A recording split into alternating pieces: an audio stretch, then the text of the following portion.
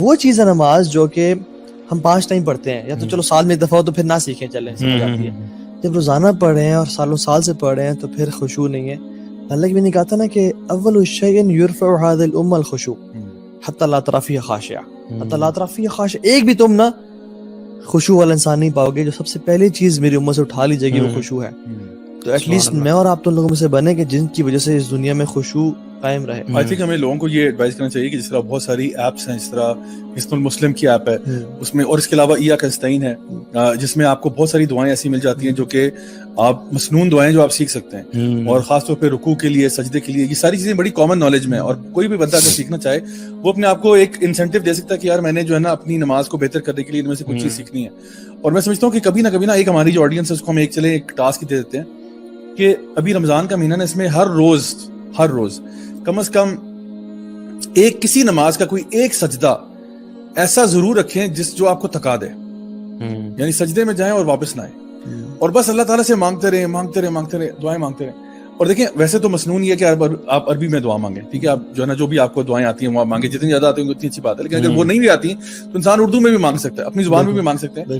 کوشش کریں کہ آپ نا جب آپ وہ ایک سجدہ ایکسپیرینس کریں گے نا، یقین کریں کہ وہ سجدہ آپ کو رلا دے گا. آپ جب اتنے لمبے، کیونکہ دیکھیں نا سب سے قریب ترین جب انسان بندے یعنی اللہ کے قریب ہوتا ہے نا وہ سجدے کے ہاتھ میں، اور وہ بھی رات کے آخری حصے میں اگر ہو جائے. یعنی آپ سوچیں کہ سحری کا ٹائم ہے نا، سحری سے کوئی تقریباً مطلب جس ٹائم پہ آپ سحری کرتے ہیں، فار ایگزامپل اگر آپ 3:30 بجے لیٹ سپوز سحری کا انتظام شروع کرتے ہیں، 3 بجے آپ شروع کرتے ہیں اور آپ 2 رکعت ہی پڑھنے چلیں اور آپ اس میں ایسا لمبا سجدہ کریں کہ وہ آپ کو رلا دے، پھر آپ دیکھیں کہ وہ آپ ایمان کی علاوت، کیونکہ اس سے زیادہ قریب کوئی وقت نہیں ہو سکتا، کوئی پوزیشن نہیں ہو سکتی جہاں پہ آپ اللہ سے قریب ہیں. اور اتنے جب اللہ کے آپ قریب آ چکے ہیں پھر مانگو جو مانگنا چاہتے ہو. اسی لیے ہمارے علماء کہتے ہیں نا کہ تہجد کی نماز جو ہے وہ ایسا تیر ہے جو اپنا نشانہ مس نہیں کرتا کبھی.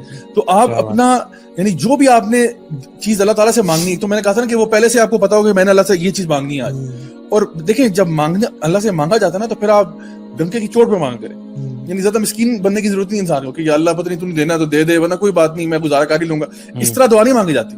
آپ کہتے ہو یا اللہ تو کائنات کا مالک و خالق ہے، یا اللہ مجھے عطا فرما دے. ویسے بھی جیسے آپ اللہ کے گمان رکھتے ہیں اللہ کے بارے میں، اللہ تعالیٰ ویسے ہی معاملہ کرتا ہے. لوگ جو ہے نا وہ زیادہ ہی کبھی کبھار نا دعاؤں میں بھی بہت مسکین بن جاتے ہیں. یعنی دعا مانگتے ہوئے بھی نا یا اللہ چلیں تو نے دینا تو دے دے ورنہ کوئی نہیں، خیر ہے دیکھ لیں گے، اب گزارا تو کر ہی لیں گے. کتنے فضائل کٹھے ہو رہے ہیں صاحب. اگر رات کو انسان مطلب ایک تو رمضان، دوسرا تہجد کا ٹائم، اللہ سبحانہ تعالیٰ پہلے آسمان پہ تشریف لائے ہیں اور منادی کریں کوئی ہے دعا کرنے والا میں دعا قبول کروں. تیسری چیز کہ وہ نماز میں ہے، نماز ایک اٹسیلف عبادت ہے. چوتھی چیز کہ وہ سجدے کی حالت میں ہے، کیونکہ حدیث میں آتا ہے اقرب ما یکون العبد من ربہ وهو ساجد فاکثر الدعاء. اور دیکھیں اللہ کے نے کیا فرمایا کہ انسان سب سے قریب رب کے ہوتا ہے جب وہ سجدے میں ہوتا ہے تو کیا کرے، مطلب کیا کرے اسے بتا اکثر دعا کثرت سے کرو، کیونکہ یہ وہ ٹائم ہے اللہ تعالیٰ کے قرب کے لیے سجدوں میں اضافہ کرنا چاہیے. تو اللہ تعالیٰ سے قریب ہونے کا اس سے اور بہتر کیا ذریعہ ہوگا کہ آپ سجدے کی حالت میں اللہ کے نبی سے بھی قریب ہونے کا. جو صحابی نے کہا تھا کہ مجھے آپ سے قریب ہونا ہے تو انہوں نے کہا تھا فاعینی علی ذلک بکثرۃ السجود، تو میری مدد کرو اپنی دعا قبول ہونے میں بکثرت السجود. یار if we go back to those people جن کی نمازیں سب سے پرفیکٹ تھی، تو وہ تو لگتا ہے کہ ریئلسٹک نمازیں نہیں تھی ویسے آنیسٹلی. مجھے وہ صحابی کا نام یاد نہیں ہے کہ جن کو پہرے پہ کھڑا کیا ہوا تھا اور وہ تلاوت کر رہے ہیں رات کو اور تیر آ کے لگا ان کو پتہ ہی نہیں چلا. Can we imagine this? وہ تو صحابی تھے نا، امام بخاری رحمہ اللہ نماز پڑھ رہے تھے اور ان کو نا کچھ تکلیف ہوئی اور ہوتی رہی کچھ عرصے میں بعد، اور انہوں نے نماز نہیں چھوڑی، نماز آرام سے پڑھی اور کہا کہ میرے پیچھے اپنا کپڑا اٹھایا، دیکھو کون ہے کیا ہے، تو اٹ واز اسکارپین. اللہ اکبر. آپ نے چھوڑا کیوں نہیں؟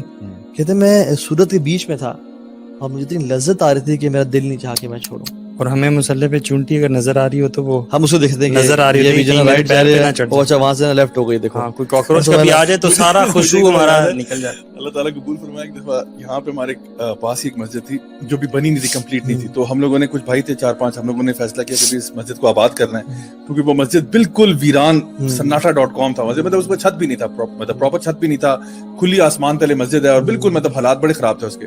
تو بھی کوشش ہو رہی تھی کہ اس کو بنا دیں. آپ یقین کریں اس مسجد میں ہمارے سامنے کیا کچھ نہیں آیا واللہ العظیم. ایک دن ہم صبح فجر کی نماز پڑھیں، اتنا موٹا چوہا جو ہے نا وہ آگے سے کبھی ادھر جا رہا ہے کبھی ادھر جا رہا ہے کبھی ادھر جا رہا ہے کبھی ادھر جا رہا ہے. اور آپ یقین کریں مجھے اس دن اپنے پہ رونا ہے. پتہ کی بات ہے اس لیے رونا ہے کہ یار یہ چوہا جو ہے نا یہ مجھے نماز میں ڈسٹریکٹ کر رہا ہے. حالانکہ چوہا کافی بڑا ریٹ تھا جو پتہ نہیں کہاں سے نکل کے آ گیا. پھر ایک دفعہ ایک چھپکلی گر کے وہاں پہ آگے پیچھے گھومنا شروع کی, تو وہاں پہ اکثر اس قسم کی مخلوق جو ہے نا وہ آ جاتی تھی. لیکن پھر میں نے اس ایریا نے نا مجھے الحمدللہ بڑا اسٹرینتھن کیا اس چیز میں کہ no matter what happens don't be distracted. But اس کے ساتھ ایک چھوٹا سا وہ ہے کیچ بھی ہے, ڈسکلیمر یہ ہے کہ بندے کو اتنا بھی بے پرواہ نہیں ہونا چاہیے کہ خاندان والے بیچارے تباہ ہو رہے ہیں اور آپ کہہ رہے ہیں کوئی بات نہیں میں اس وقت خوشو کی حالت میں ہو رہی ہے.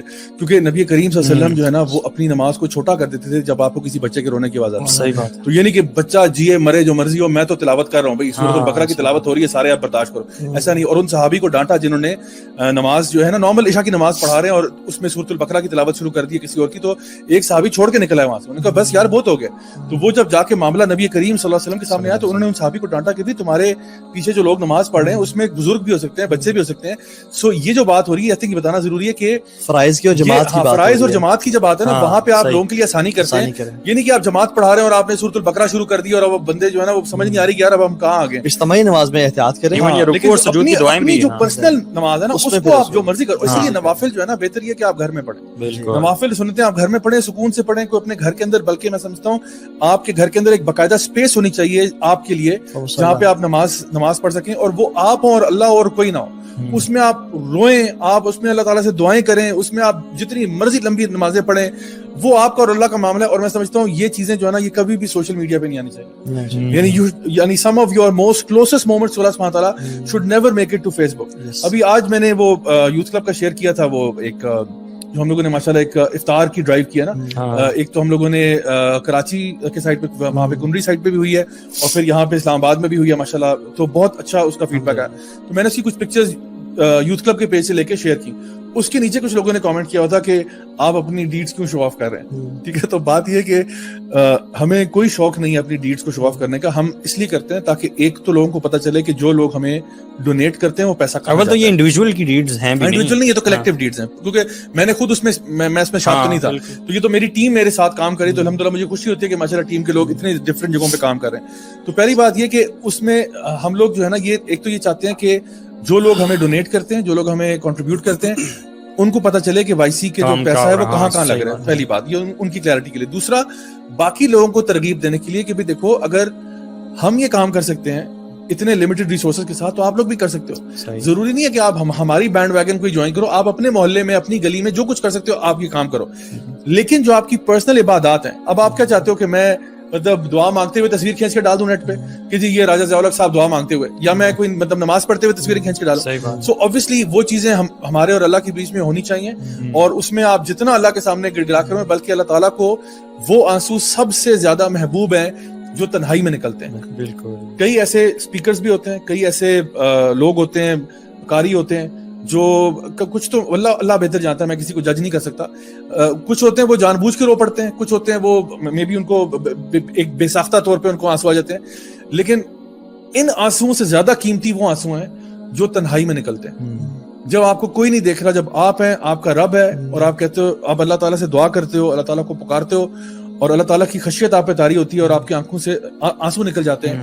آپ قرآن مجید کی تلاوت کر رہے ہو, آپ قرآن سن رہے ہو کسی جو نا قاری کا, آپ رو پڑتے ہو. یہ الحمدللہ اللہ تعالیٰ کو یہ آنسو بہت پسند ہے. اور یہ وہ آنسو ہیں کہ یہ آنکھ جہنم میں نہیں جا سکتی.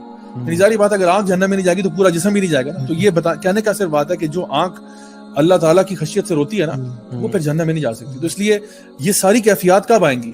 جب ہم لوگ اپنے آپ کو اس طریقے سے کنڈیشن کریں گے کہ میں نے اللہ کے ساتھ اکیلے میں ٹائم سپینڈ کرنا. جس طرح ہر محبوب چاہتا ہے نا کہ اپنی محبوبہ کے ساتھ ٹائم اکیلے میں گزارے.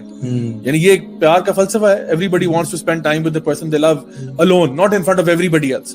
تو اگر آپ یعنی یہ اس سے مثال دیتے ہیں سارے, ہم کہتے ہیں کہ اللہ تعالیٰ سے محبت ہمیں ہر چیز سے زیادہ ہے, اللہ کے نبی صلی اللہ علیہ وسلم سے محبت ہر چیز سے زیادہ ہے, تو پھر ہمیں اللہ تعالیٰ کے ساتھ تنہائی میں ٹائم سپینڈ کرنا بھی پسند ہونا چاہیے. اور اگر ہم لوگ اس کلیم میں پورے نہیں اتر رہے تو اس کا پہلا جو کرائٹیریا نا وہ آپ کی نماز ہے. کہ ویسے تو جو جس سے انسان محبت کرتا ہے اس کے ساتھ تو ٹائم سپینڈ کرنا چاہتا ہے. اور یہ جو میں نے شروع میں بات کی تھی موسیٰ علیہ السلام والی, اس میں موسیٰ علیہ السلام اللہ تعالیٰ کے ساتھ بہت ٹائم سپینڈ کرنا چاہ رہے تھے, اللہ تعالیٰ نے سوال پوچھا کہ موسیٰ تیرے ہاتھ میں کیا ہے؟ موسیٰ علیہ السلام نا اسٹک کے فضائل بتانا شروع کر دیے کہ چھڑی ہے، میں سے جواب صرف تھا کہ یہ ایسا ہے بس، بلکہ یہ بھی کہنے کی ضرورت نہیں تھی واللہ تعالیٰ عالم، ختم، آپ بہتر جانتے ہیں کہ واللہ یا اللہ تو بہتر جانتا ہے، میں تجھے کیا بتاؤں گا چھڑی.